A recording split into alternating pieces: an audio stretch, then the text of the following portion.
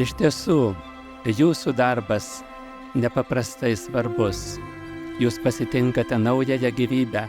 Jūs lydite žmogų visą gyvenimą, tol, kol jis iškeliauja į amžino gyvenimo tikrovę.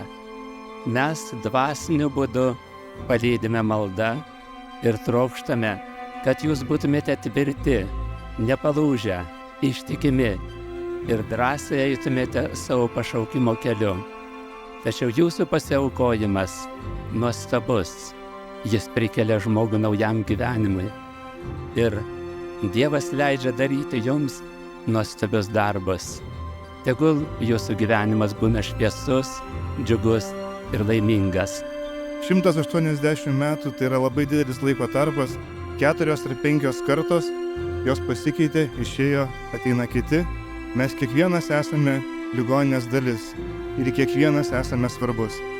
Gerbkime, mylėkime savo kolegas, gerbkime, mylėkime savo antras pusės, kurie visada būna šalia mūsų. Su švente! Tie, kas kiekvieną dieną dovanojate gerumą, savo žinias, savo rankas jūsų pacientams, jūs rašot šios ligoninės istoriją.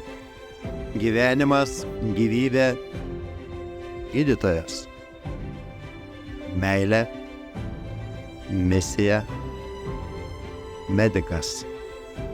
Būkime pasveikinti, būkime laimingi ir sėkmės šiam vakarui ir kiekvienai dienai, sėkmės jūsų darbe, nes nuo jūsų darbo labai priklauso, kaip jaučiasi miesto žmogus.